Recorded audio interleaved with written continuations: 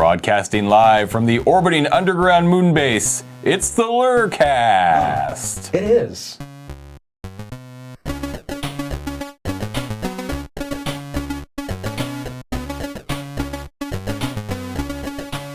You cut me out. You said you gasp while I was saying cast. Yeah, it was an expression of surprise and delight. Yeah, but it makes it hard for me to edit it, because then you're going to hear this weird little during the cast parts.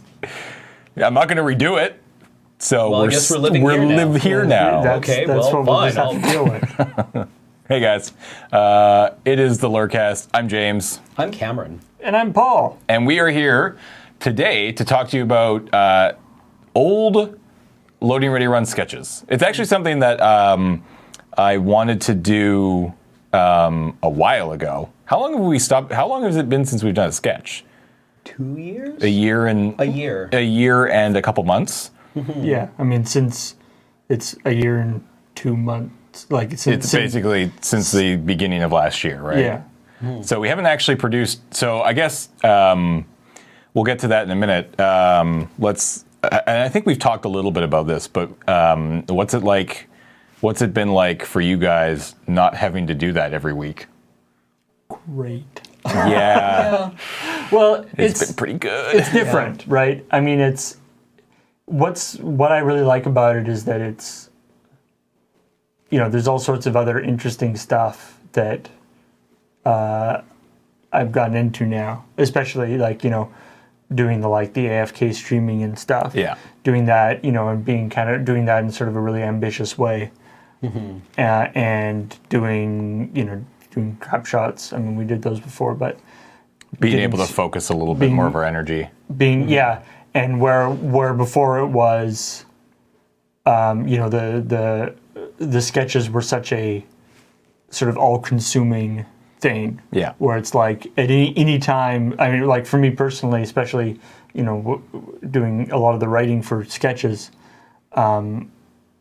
it was if I have any spare time when I'm not doing something else, I should be writing a sketch. Yeah. Because we were always desperate for scripts. Yeah. And so having that sort of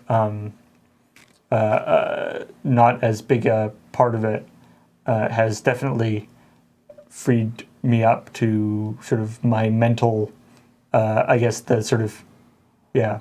mental space has definitely been freed up to think about other interesting things. So I guess, we've only been not doing them for about a year and 2 months. So the likelihood, I guess, of somebody watching this and being like, what are you guys talking about? You've never produced sketches is fairly slim. But I will say that for 11 years, we produced one sketch every single week. It's how all of this started back in 2003. Graham and Paul were like, let's make a video and let's do it weekly. And we kind of kept ourselves beholden to that for probably longer than we should have, I will admit. And I know that we've talked about this before, but one of the big reasons why we decided to stop doing them was to allow us to work on other things, like streaming has become a massive thing, a massive part of what we do these days. Yeah. And we just simply wouldn't be able to do it to the extent that we are if we were still having to produce a weekly sketch. Yeah. Because a weekly sketch basically means one day every week, and one of the few days every week where we actually have the ability to have everybody together. That has to be our sketch day. And I think that's the biggest thing that people don't realize, is that we aren't together every single day of the week. The sketches were basically, for the last 7 years before we stopped doing them, were basically produced on Saturdays. Right. Saturdays became the LRR days a couple years into the whole thing, and it was because that was the one day a week that we could guarantee to have every single person there, because we've all had various jobs over the years, full-time, part-time, whatever, but Saturday was always a day we could all get together. And now that we have Saturday free, theoretically, we don't, because we still we all still come in and do stuff, and whether it be crap shots or Calmer Hustle or Friday nights or preparing for a big stream, we're able to do all of those things a lot easier now than we used to be, because I say that we do crap shots and Commodore Hustle and Friday nights. I mean, those were all things that we did while we were still producing the streams. Right. Which blows my mind. Yeah. It hurts my head to think that we used to do everything we do now, plus the weekly sketch. Right. I mean, well, yeah. I mean, I've talked about this before, but you when you think back to me, it's like, how did we do all that stuff? And the truth is, we didn't. No. The truth is, stuff fell through the cracks Yep. a lot. And I mean, I'm not saying stuff doesn't fall through the cracks now, but a lot more stuff did. Yeah. Yeah. Which always made us feel bad. But like, I'm just thinking like this, like last month, like February, was just crazy. Like this last February was crazy. Like we had maybe one weekend. Yeah, there was where one there was weekend. actually people. Like we had We were away two on different conventions. We had we had a ski trip, a convention, and a wedding in February. and two conventions. Magfest and PAX South. Oh yeah, that's true. And also Well, PAX South was end of January. yeah. PAX South, it went basically 5 weeks. It went PAX South, it went ski trip, and then I think we had a week together. Yeah. But we had SakinoCon, so we didn't have Beej and Ian that weekend. Then MagFest, then a week where we actually had everybody together, and then this last weekend, a couple of us went to Vancouver for a wedding. Yeah. So in like a 5 week period, there was 1 week where we had everybody together, which just wouldn't have been possible to do back in the day. I don't know what we would have done back in the day, whether we would have just not been able to go to MagFest or been able to go to MagFest probably would have stuff. been MagFest would have been canceled. We probably wouldn't have gone to the wedding. Like it would just not have been possible. Yeah. Now we can do these things, and that's a huge benefit. We can do conventions, but also we get the weekend back a lot of the time just for personal things, right? I mean, two of those weekends were a ski trip and a wedding, which have nothing to do with the website. Right. Whereas with the convention, at least something's happening. And we also and we were also running. We ran a bunch of AFK streams during that time. Yeah, too. lots of AFK, CTS, all sorts of stuff.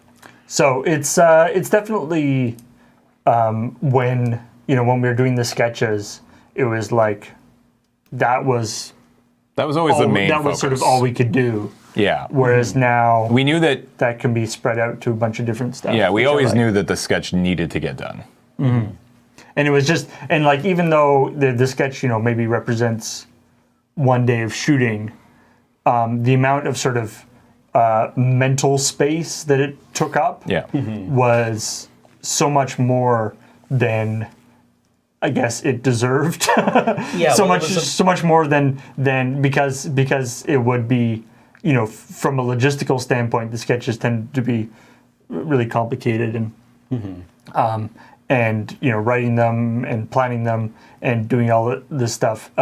It was just always kind of on the back of the mind. Mm-hmm. And they were long, like even if it was just 1 day of shooting, it was a long day of shooting. Yeah, I mean, we did get to the point where we could knock out a fairly simple script pretty quickly, but especially in the last year with season 11, I think we tried to aim a little higher with most of the, I would say with the majority of the sketches, just because we knew we were wrapping up and this was going to be it. So we wanted to sort of aim as high as we could with those sketches. But yeah, there were some very long days in there. But I guess let's actually talk about the sketches. So the actual the topic of discussion today is our top 5 sketches, personal to us. And let's just start talking about them. So let's start off with Cam. Okay. So I don't know how we're going to do this. I guess if one of your videos matches up with one of our videos, we should probably say that rather than just talk about the video again. Right. Yeah. When it gets back. We can all talk about it in synthesis. Yeah. I have a couple of. I have a couple more than 5 on my list, I have. So I can drop to it. But anyway, we'll figure it out. Okay. Number 5 on my list is the original It's Magic. Okay. Yeah. Commodore Hustle. Yeah. And all the rest of the sketches I want to talk about are kind of more absurd or very high concept. And It's Magic is unique for me in this list in that I think it's actually relatively sincere It's and it is honest. It's not only both of those. It was also the catalyst for a huge part of where we are today. Yeah, exactly. Yeah, it's with our lives. Hard to deny, that it's pretty influential. It was a very important sketch. If it wasn't for that sketch, I don't think that we would be doing almost. You could honestly say like. Because magic has become just such an enormous part of all of our lives, whether that be with going to GPs or making Friday nights or magic crap shots or streaming it, or whether it be on the computer in the next room or AFK like we're doing tonight. Like, it's just an enormous, and we've sort of cemented ourselves as these people, these known people in the community. Yeah. And that all stems from that one episode of Calm or Hustle that we made back in 2010, I think it was, because we got back into Magic at PAX 2010, and we made that video pretty shortly after. Yeah, because that was right when Scars was coming out. Yeah. And it's what got me back into Magic, so thanks. Jerks. You're welcome. Yeah, and it's... Were you with us? No, I wasn't. You weren't even part of the team back then. None of these sketches that I'm going to talk about involve me. What? You don't have a single sketch since you got here that you would... What? No. That's crazy. I think it might... No, like, there have been sketches on my list that have been filmed while I've been here. Oh, but you aren't actually in them? That I'm not in. Okay. Okay, that makes more sense. I was like, really? Because then you're just talking about all our early videos, and they're all just terrible. Like, I actually think it might just be a mental thing where you're not really... I've talked about this with Graham, where you're not really capable of enjoying the things that you're in because maybe you were... you were there with them too much. Oh, yeah. And none of the jokes surprise you, and all of the performances are things that you saw people do like 12 times in a row to get correct, and you just can't. Oh, absolutely. I just literally, like, 10 minutes ago before we started filming, got a text from Adam who said, I finally watched some of the Sidewalk Slam, the wrestling podcast that he and Graham are doing. Yeah. And he's like, and I say like way too fucking much. And I'm like, yeah, you should you either A, get better at it, or B, never watch the stuff that you're in. Yeah. Yes. and that's kind of where I'm at. I tried A for a little while and it didn't work, so I just went with B. Yeah. But Friday nights, It's Magic, I thought was wonderful. Like the shot in YJ where I think is it you and Graham who meet when Graham is you're both trying to buy a booster box, and Kathleen comes out from behind the display. Oh, rack. yeah. And then doesn't like Matt then show up like right at the very end, just like at the very back, because we're all like because in that it's been a while. We set there was a spending limit, right? Yeah, which was a real life thing, which we tried to do, which is stupid. Don't do it. Yeah.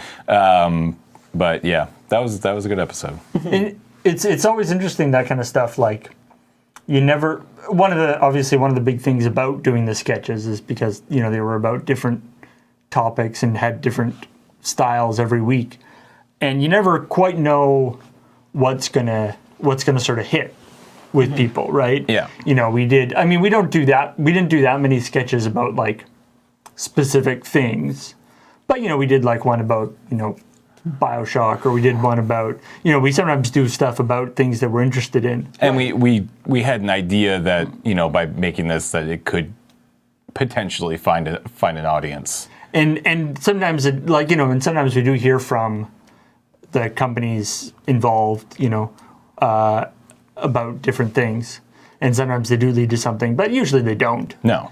And so it's always it's interesting that you sort of put out a certain amount of stuff, and sometimes something really hits.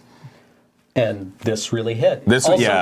It wasn't just about Magic, because it was Alex reappearing on the show, and he had a really great introduction, which was just very matter of fact, right? He comes out of the floor. Out of the floor, yeah, because that's just after Tim left. Yeah, right. Like Tim walks out, Alex appears. Yeah, and it was also when Alex was doing sleight of hand stuff. Yeah, so it all tied together very neatly. I thought.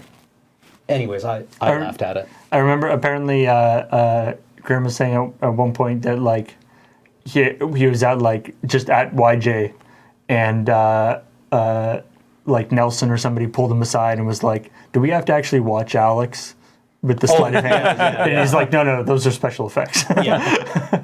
I mean, Alex could do a sleight of hand, but not that good. Yeah. Well, like the Doomblade or the lightning bolt Doomblade thing. Yeah. Is an Yeah. obvious trick. Yeah. Right. All right, what's next? Number 4 was the Drive. The radio. Yeah. radio radio the hosts. 2 DJs that Yeah, is slowly revealed that they actually died and are in hell. Yeah. And then Dale because- shows up. Yeah, Dale shows up as Satan, and Yeah. he's a wonderful Satan. Dale's wonderful at everything. And it's just one of those slowly dawning things that, it's these 2 shitty DJs doing a morning show that they're clearly not heavily invested in or not present for, and they are less awful than the people they're talking to. And it's just very close to my heart, the idea that you'll just wake up one morning and realize that you're dead and this is hell. And it's And that makes sense. That clarifies so many things. from like a sketch writing point of view. I didn't write that one, but from a writing point of view, the like, it turns out that people are in hell or whatever, is one of those tricky things where it can kind of be like just a way to like end basically any sketch. Yeah. But that one, that one actually like builds that into the structure. Yes. It's not just like a weird non sequitur at the it's end. not a reveal at the end, but it makes a lot of sense. It's very coherent, and I laughed at it. It was one of That's important. I forget where I saw it, or the circumstances around which I saw it, but I remember seeing it in the Victoria Event Center.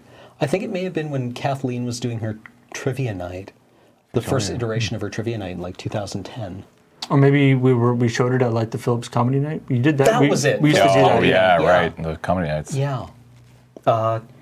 And I saw it there and laughed. Cool.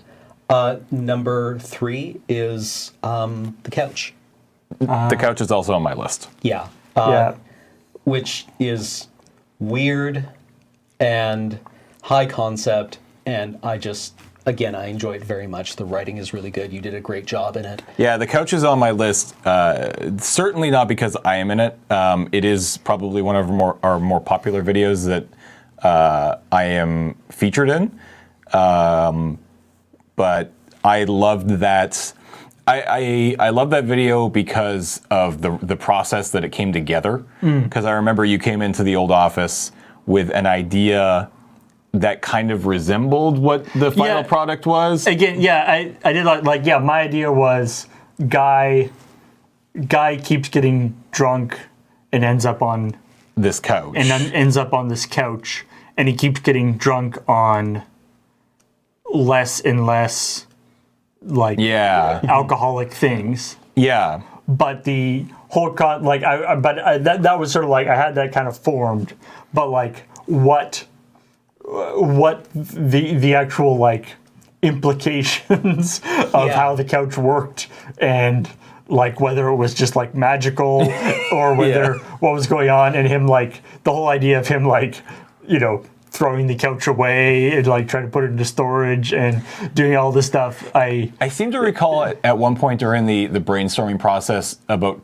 turning that person into a superhero, like using the power for good somehow. Yeah, I don't really remember what we were going for there, but it was definitely one of those things where I feel like the brainstorming, I don't know if it was, it probably wasn't in like a loading time or anything, but it was one of those ones where like the brainstorming for the video went like way off into weird directions. It went and then, super and crazy. after like half an hour of like, going back and forth on stupid things, we're like, okay, none of that actually works for the video. What is this video going to be about? And like I've seen it actually on our TV tropes page, because of course I fell into a TV tropes hole and wound up on our own page.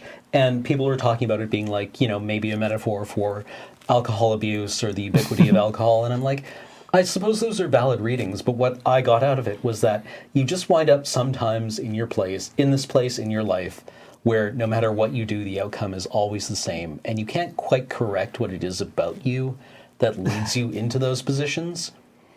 So you just kind of have to accept it and work with it, and that's what the character does Yeah. in the sketch, is Yep. that he finally comes to peace with it and he integrates it into his life. And the slow transition from it being like that he's blacking out, doing whatever, and ending up on the couch, to it actually being like a teleportation thing. Like it's not like he's blacking out, having a big party that he doesn't remember, and waking up hungover on the couch. Yeah. He's actually, there's no time between when he blacks out and when he wakes up on the couch. And it's always the same time on the couch, too. Yeah. Right? He's like teleported through time and space. And he's like holding the lamp or whatever that he was. Yeah. Which I like that. Yeah, but like, I just really appreciate that. I thought it was, it had this little core of profundity to it that you can't always fix what's wrong with you. Yep. But you can improve it. And maybe you can learn to live with it. Number 2 is Son of a Bitch. Yeah. And that is almost exclusively for Matt's performance in it. Yeah. Like, Matt is... The video is almost exclusively Matt's performance anyway. Yeah. But like, Matt is a very unrestrained actor. And here he is especially so. Yeah. Like, he just gets into it and he like sinks his teeth into his lines, and it's wonderful. Like, there's a core of anger. Oh, yeah. There's a lot of Matt in that performance. Yeah, he took a lot from real life. I know. I love that he, like, when he was doing his applying for his his masters of thing at the school. It was this sort of creative program, sort of multidisciplinary thing, and part of it was you had to submit like a reel, and he used like that one, and I think there's a couple others, but that was one of the ones he submitted, because we were all like, he was like, should I put this in? We're like, yes. You're awesome at that. Yeah, it's a great performance out of him, and it feels very earnest and well earned. Yep. And it's so correct too. It's so correct. The anger is not just funny; it's on point. And that's a good use of, we've talked about before how we don't tend to have a lot of swearing in videos, No. because it makes it so you can do something like "son of a bitch," where not only son of a bitch, but he actually says a bunch, swears at points. Yeah. It gives it this sort of extra punch, because we don't do it very often. Yeah, I mean, it allows it to have that extra. I think in that video, he only ever actually says fuck once, as I recall. Yeah. You goddamn, or I can't even remember it. Yeah, you fuck. I don't remember exactly But how he it's said a it, very- but it was a very powerful use of the of the fuck. So, kind of like that. Yeah. All right, so that was number 2. Yep. All right, let's have it. Number 1, everything is fine. Yeah, everything Yeah. is fine. It's quite good. It's Yeah. Everything is fine. I've got that on my list. I too. also have that on my list. a very simple premise, Yeah. very simple script It's also in incredibly high energy. high energy, and another group of really unrestrained performances. And it's the another one of those sort of taking.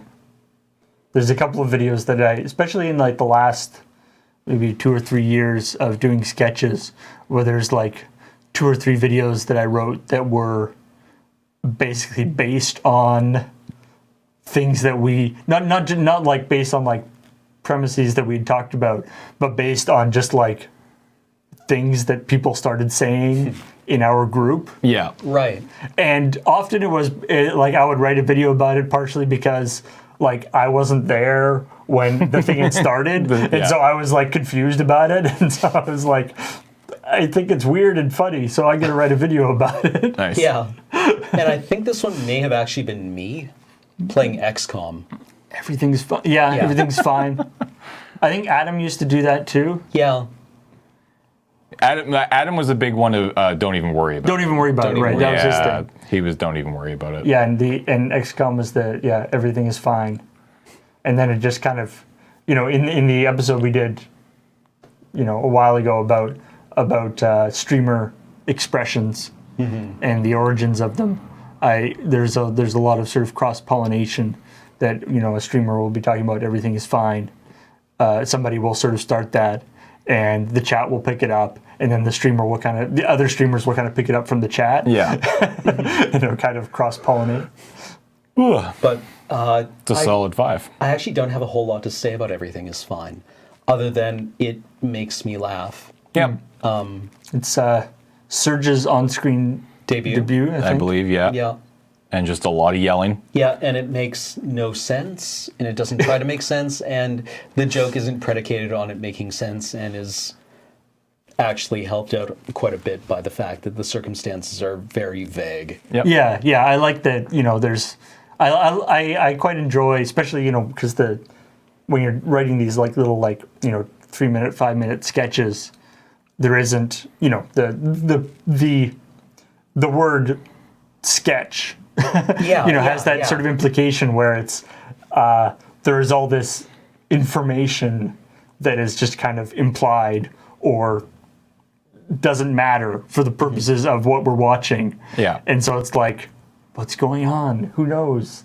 And I always enjoy, looking at the YouTube comments or the comments on the forums where people kind of fill in that backstory from their own imaginations. But yeah, it's very loose, and it's also quite clear to the characters that there is an internal logic that they are following, but that is mysterious to us. Right. Cool. So yeah, All right. those Are your 5. Nice. Those are a good 5. All right, I will go next. Honorable mention to that one I wrote. I don't remember what it's called, but You don't even remember what? God no. That one I wrote. Good video. Go check it out. No, it's actually pretty terrible. Okay, so It's the one where you're using It's the smoke bomb, yeah, bombs to escape all the time? yeah. No, not me. It was Graham who was actually in the video. Oh, was it? Yeah. Oh, okay. Anyways.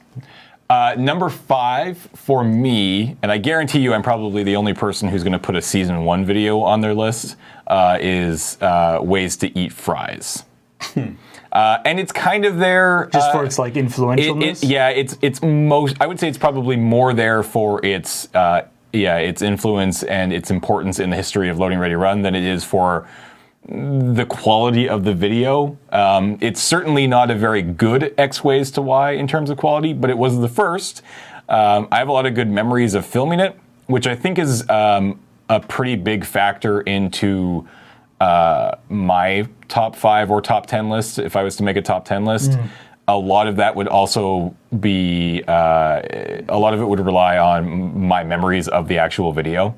Of the filming process. Of the filming process, because for me, that's kind of my gauge of our videos. I find it hard to rank them in terms of funniness or quality, just because, they're kind of all like our babies that we all sort of had our hand in, but also just because when I think about a video, my mind immediately goes to filming that video and not what is actually the end result. Yeah. I mean, unfortunately, there's always the case where a bunch of people sort of having fun shooting the video won't necessarily result Absolutely in not. a good video.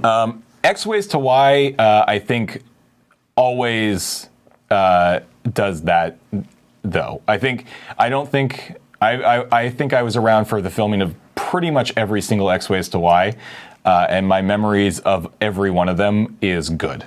And I think every single X ways to Y is pretty good.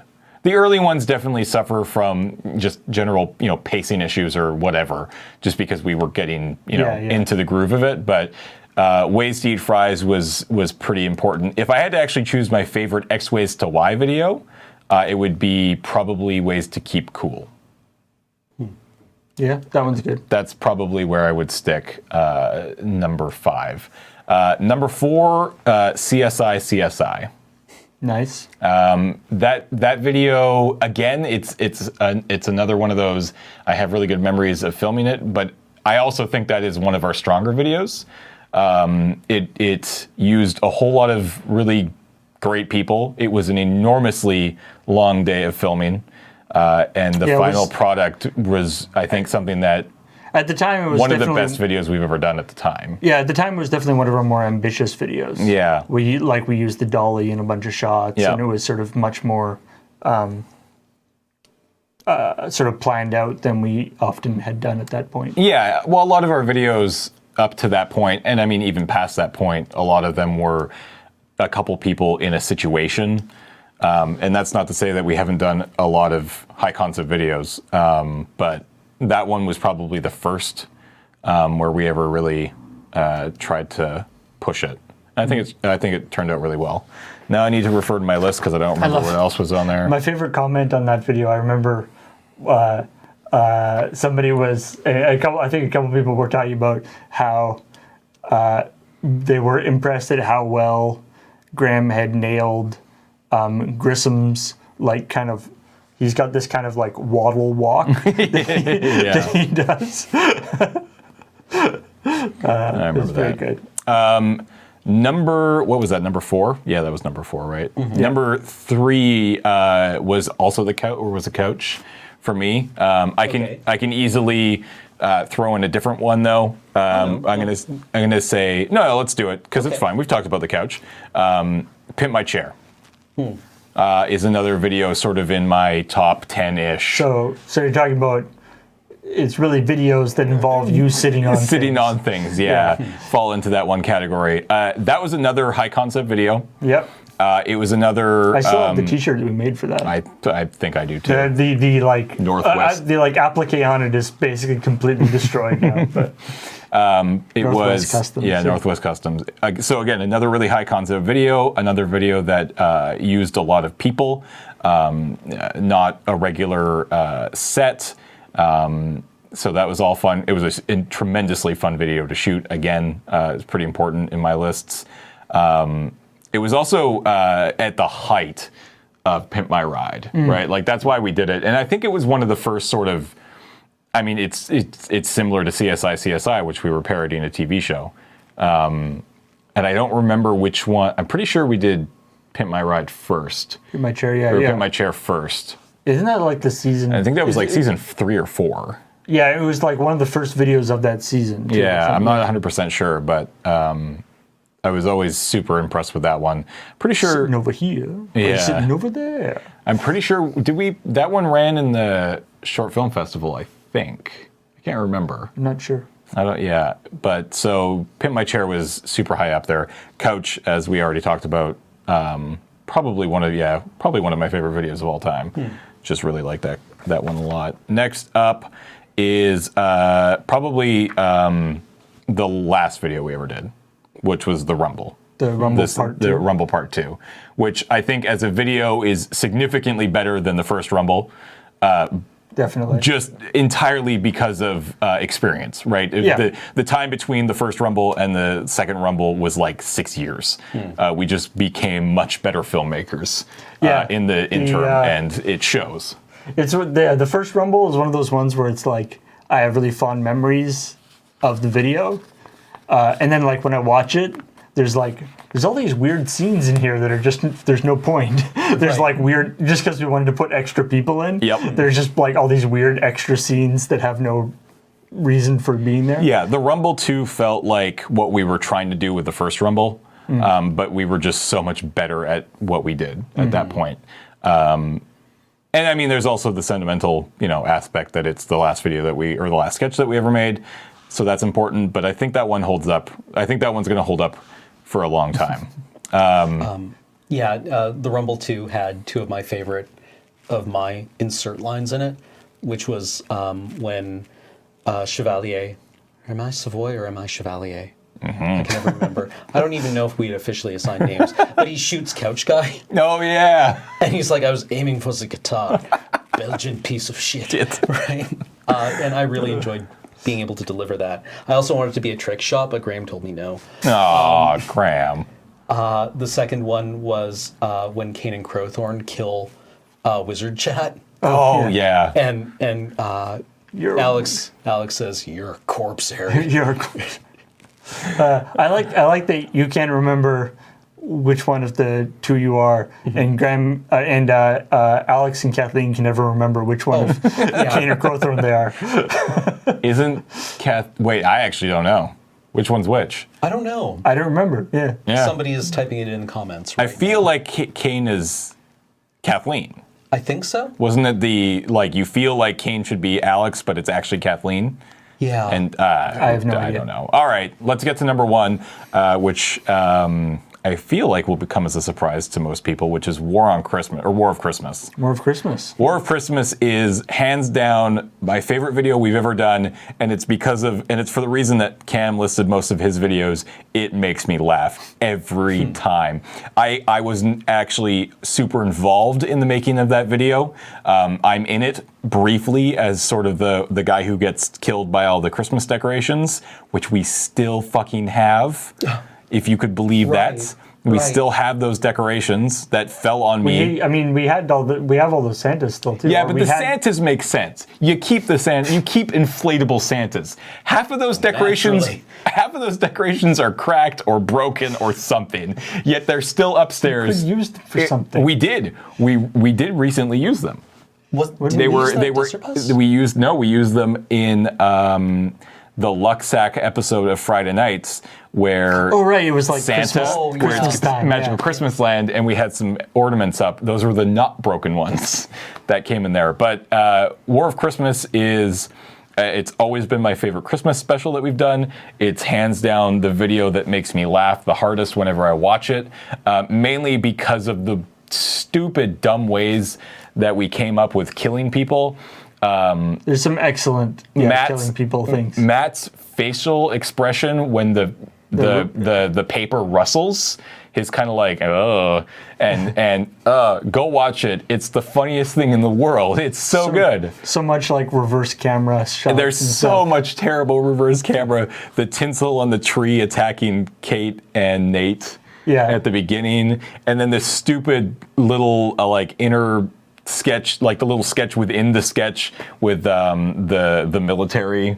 Yeah. It's so dumb. Right. And the slow minor key. The music plays it. The music plays an enormous part. So that is hands down my favorite video that we've ever made. It always makes me laugh. It always cheers me up. I think it's just dumb. I love it. Definitely. I mean, I liked the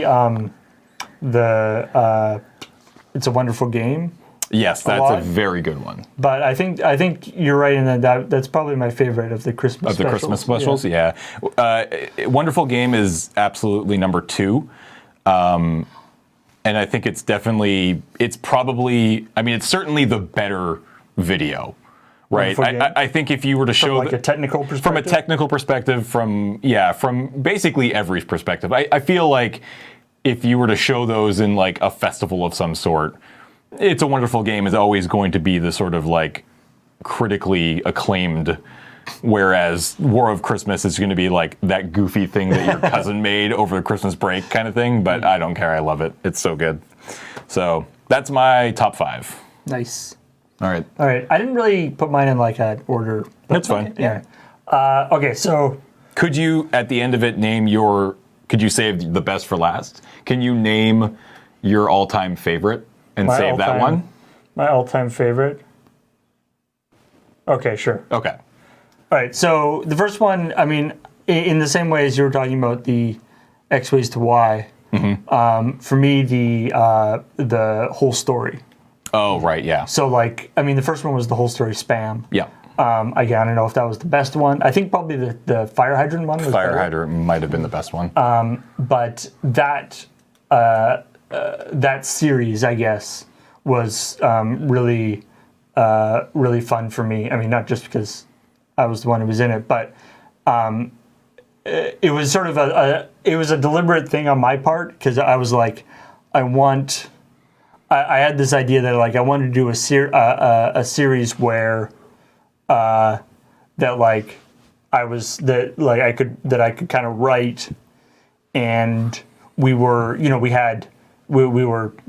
filming lots of different things at the time, and sometimes there was a lot of sort of logistical problems with getting people together and stuff, and so it's a series that I can write. There's one person in it, yeah, and there's the graphics are either like drawn or Photoshop stuff. I can do the Photoshop stuff. Yeah. So it's like a series that'll still be really good, but is very can be sort of controlled in the sense that we have access to all the stuff that's required to make it happen. Yeah. They were also great videos to shoot on days where we were short on people. Yeah. We had a lot of those sort of like X Ways to Y was another example of sort of a go-to series that we would use every once in a while when it's just like, all right, we need a break from our regular sketches. We need to do something that we can sort of knock out fairly quickly. X Ways to Y has never really worked out as well as we wanted them to, but certainly the whole story was a great way to, especially if you just came in with a script. And we did room write a couple of them. Yeah, like usually, like the first ones, I just wrote by myself. Yeah.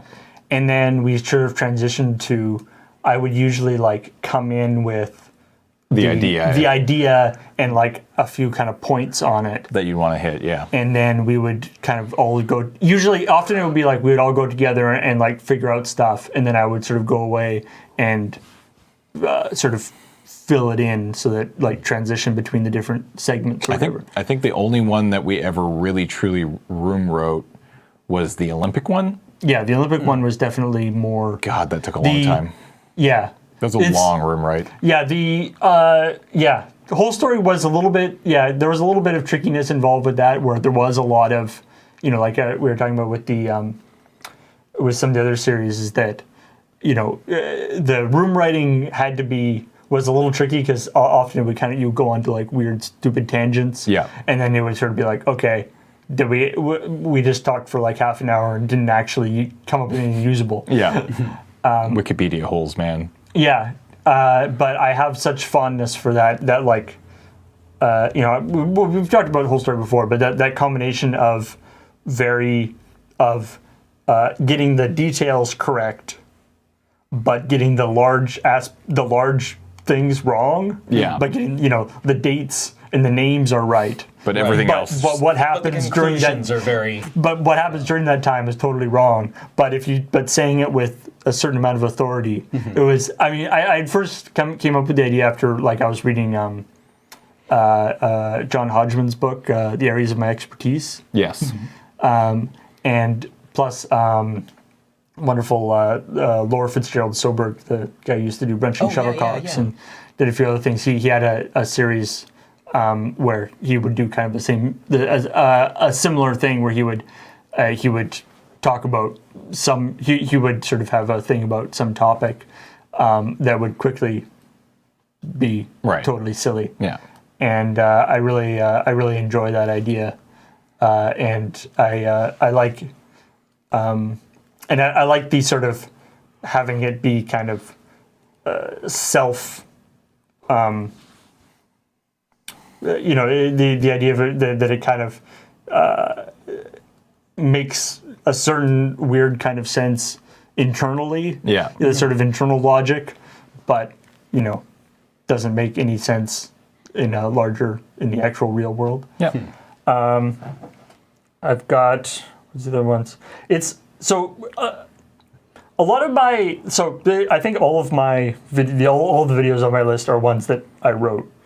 Because what I found like the biggest thing for me that is like a video that I will sort of either go back and watch or think about is ones where that almost that sort of magical thing of writing it and sort of visualizing it as you're writing it. Yeah. And then having it show up either as good or better than you had sort of visualized it is always so rewarding, right.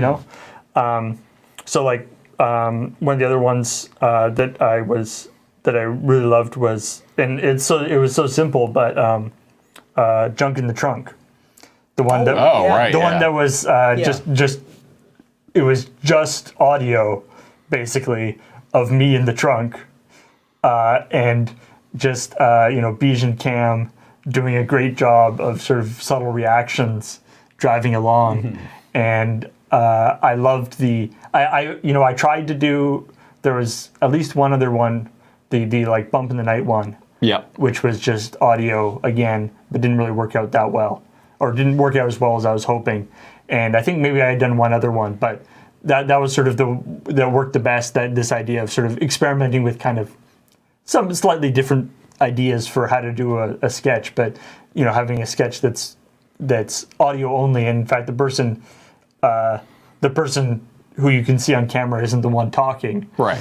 but just having the guy stuck in the trunk talking to the people who are kidnapped him. Yep. I really enjoyed that one. Yeah, no, I also remember that one because Beej and I got dressed up as gangsters, and we were both told to go and get gangster outfits, and I came back with like a do-rag and like an oversized jersey and track pants, I think. Yeah.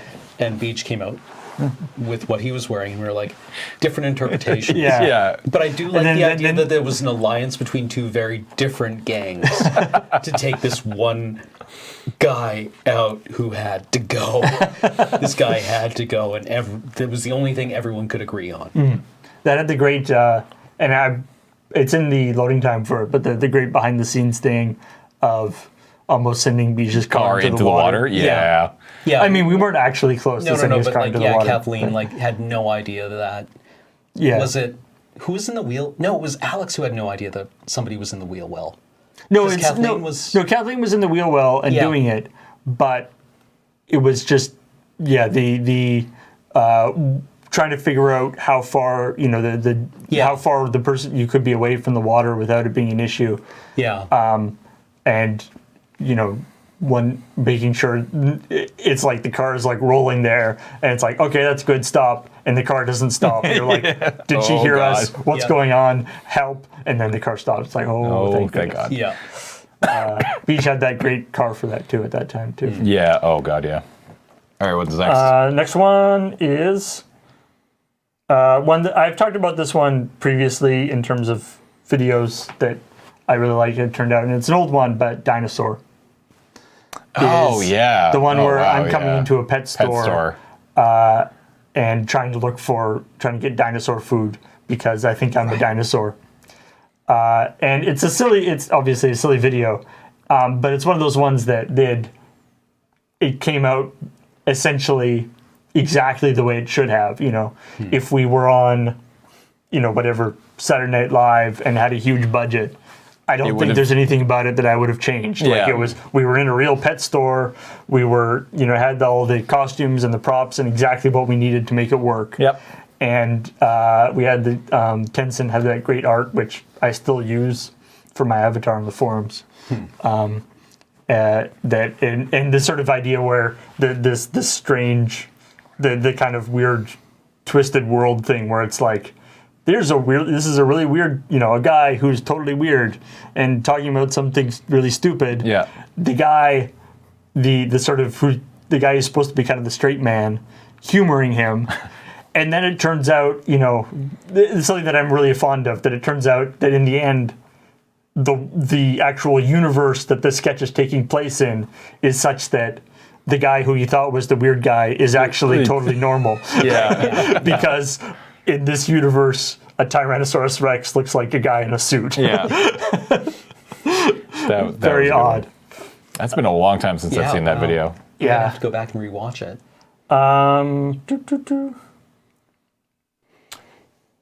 The season 4 finale With our dads. with our dads. Yeah, that was a good one. That would definitely fall in my top 10, I think. Yeah. That might be my favorite finale that we've done. I mean, the Final Rumble. The Rumble was great, but getting our dads in to do it was, not gonna lie, was a little bit stressful. It was. Just because, I mean, for one thing, it's, getting them to do stuff. And while, I mean, my parents, and I know most of the parents, watched at least some parts of Loading Ready Run videos, getting them that involved with the process was a little stressful. Giving them directions to act like we would act was a little odd. But it came together really well. That was the same, didn't that because didn't we come back and then also end with a pyramid? Yeah. Yeah. It's like, is that really how, because they're all imagining. Yeah. and we're sitting around in Graham and Bill and Morgan's living room, and they're like, I remember how this ended. It's like we were all there, and then we were like in a human pyramid, and It's like, so really, dumb. that's Is this really how it ended? it is now? Yeah, and we just mugged the camera. Oh, I like that. That so video, bad. the writing for that video was weird too, because it was, I wrote, like, completely wrote half of it. And then I was like, it's like, they talk about a thing, and then it goes back to the dads, and they're like, no, that's not how it happened. And then it goes back and does something else, and then it goes back to the dads, and it's like, no, that's not how it happened. And then I sort of like, and then it continues on like this. And then Graham wrote the second half of it. right. And so it was sort of, it was an interesting process, that one. That's a good one. Yeah. All right. Number one. Number one. Jeez. This is a tricky one. Number one. Got to do it. Okay, so this is, I'm gonna have to, I think I'm gonna have to say my number one, just because of how it turned out and the reactions to it and all this stuff. I was really happy with the one we did in the last, I think it was in the last season, the social anxiety fear factor. Oh yeah. Yeah. And Wow. Yeah. it just, so it was one of those ones that, like, the actual episode, it turned out really, really well. Yep. Technically. Everybody did a wonderful job acting in it, in the different parts. And it was, it was a topic that, as I've talked about before on various things in the streams and stuff. It's something that is close to my heart, and or something that I have struggled with myself. And so there is an aspect of that in it, in terms of the writing, where it's sort of taking something that is sort of a negative aspect, or something that you're dealing with, and using that as fodder for a sketch, is Right. always gratifying. Yeah. Yeah. But then on top of that, what really puts it over the top for me was the reactions from people. Yeah. That video has, at least at the time, it had sort of more comments than almost any other video we had done in terms of sketches and stuff. Certainly more comments faster. And this combination of people, sort of being like happy that it was like, oh, this is so great. People being like, I literally could not watch the first like 30 seconds of the video. Even though I knew, like, we were debating about what to call the video. My original name for the video was something else. It was something sort of tangential to the concept. Right. And we were debating about whether, because there's sort of a cold open, I guess, in the video, and then there's the reveal that it's social anxiety fear factor. And so, if you call the video that, then it sort of spoils that joke.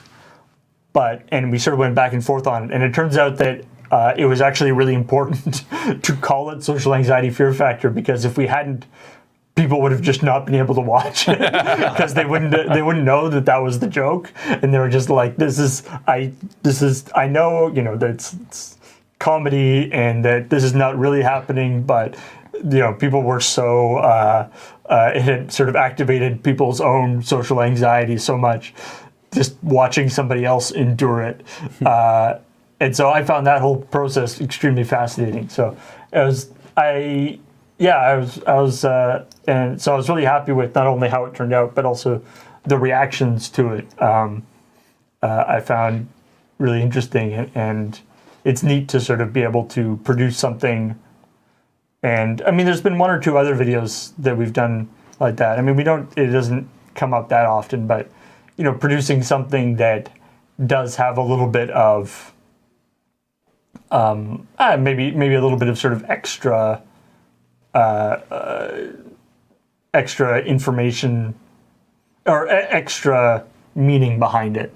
That is comedy, and hopefully people really enjoy it, but maybe also has something to say about the particular topic. Yep. And so that's why I really like that one. Cool. All right. Actually, one more honorable mention. All right. The pair. Oh, the laundry, the Yeah. recent one with Missy yeah. and Kathleen. Yeah. Yeah. I'm kind of embarrassed to have forgotten about that one, but yeah, that was another one with like reverse performances from what I think Kathleen and Missy typically Oh, yeah. perform as. Absolutely. And that's one that's like a very simple script, and like on the page is just like, yeah, this will be fine. Yeah. This will And- be good. But then, when it did it, and the great job by Kathleen and Missy and Monty. Monty, Right. And they just really made it so good. And it's one of the, I could imagine that one, being done like live or something. Yeah. in some ways. like, Oh, yeah, Yeah, that's it took true. on such a life on screen. And then later when I read the script, because I think it was when I was away, or when a bunch of us were away for something. I remember We weren't around at any rate. I remember I wasn't there for the shooting of Yeah, it. there was. I don't think I was either. I think we were somewhere. Yeah, or they but did like- it on a weeknight or something like Yeah, that. But I read the script and thought afterwards I would not have seen these performances coming out of this script in a way that was this lively. crap. See, now I have another mention. All right, Go go for ahead. it. Writer's Room. Don't Andy's think I've one. actually seen that one. Yeah. Oh, what? Really? Yeah. Oh shit! You need to watch the- that one okay. immediately. Coming up with the 10 Commandments. Coming up with coming up God's writing room. Coming up with the 10 Commandments, okay. written by Andy. Oh, Yeah. well, that sounds like a Yeah, it is no, a you very- definitely need to it's, watch that one. If you know Andy and know this stuff, like I don't think anybody other than Andy could have written that one. Oh God, no. But yeah, it's really great. Writing that script was phenomenal. We filmed it in 2 shots. I think we tried to do one, but couldn't quite make the whole thing work. So there's a hidden cut in there somewhere. Yeah. With a quick pan, and the delivery by everybody was excellent. I think if you go back, I think it's just fact. If you go back and you look at videos with like Andy and Missy and these people who just clearly have talent in acting, because I've never considered myself an actor. I never. No. I never considered you an actor either. And you shouldn't. Never have I ever called myself an actor, and I never will. But whenever you get somebody like that, like a professional, somebody who's done this for a living in it, it just brings everybody else up. Like everybody else just jumps up to that level or as high as they possibly can, which is always really great. And I think if I was to go back and look at all of our scripts and come up with the top 5 objectively and not sort of in my own head and try to remove the memories of the film of the shoots and just focus on the actual video themselves, I think a good majority of them would involve a lot of these people. Like Doctors Hate Her. Yeah. Right. Phenomenal video that we did in the last season that I loved so much. Writer's Room is another one. The Pair is another one. Like all of these videos with these people in them, I think are some of the best we've ever done, because not only are they in them, but the people who are in them with it, they all try to raise up, which is super cool. So, all right, I got one more, so you can do one more if you want. All right.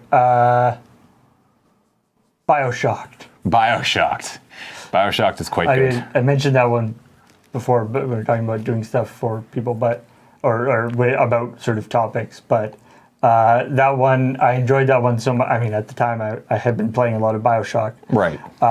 But just that, I had the image in my mind of the like, I'm going off into the water. I gotta make this thing, and then just like walking off into the water, and it wasn't pleasant to do. I believe that video established the tradition of if you write somebody doing something unpleasant, then You have to do you it. just cast yourself into that role. Right.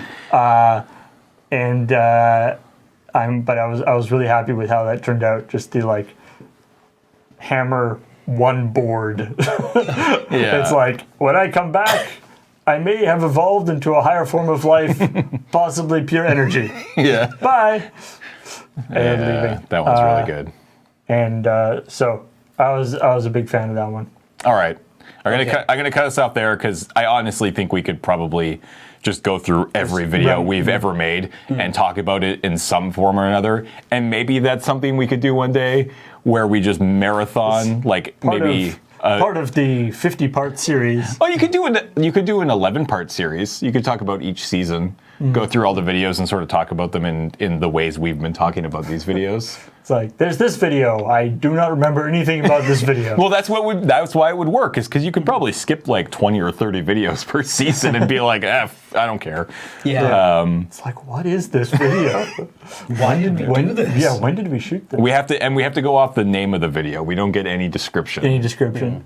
I think I shotgun Graham on my podcast for that, because he's probably the only person who could probably get more than 90% of what those videos are by just going on the name alone. I can, But I don't yeah.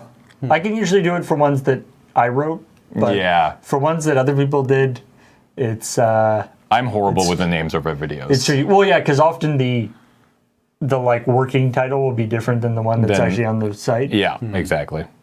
But all right, I think that is going to do it for this week. We will definitely be doing part 2 and possibly even part 3 of this podcast. There are a lot of us. We all could probably talk about this at length. But in the meantime, you guys should absolutely let us know in the description below what your top 5 videos are. I know that there are lists all over the place. There's forum posts of this and all sorts of stuff. And we should probably try to find like a place where we can combine all of these to see what everybody's favorite videos are. And maybe that's a project for a later date. But in the meantime, you can let us know in the comments what your 5 favorite videos are and why, if you'd like. Compile it, we'll run an algorithm and converge on objectively the best. Objectively, yeah. I've always wondered that, actually. Like, The best video. we should ever probably just made. do like a straw poll. Or like a A bracket. straw poll with like 500 videos on it. Well, nah, probably we'd have to do. What about a bracket system where videos fight each other for votes? I mean, it is March. Exactly. March Madness loading ready run bracket style. That'd be fun. We should do that. But thank you guys so much for sticking around and watching today. As always, this podcast is brought to you by you guys over at patreon.com/loadingreadyrun.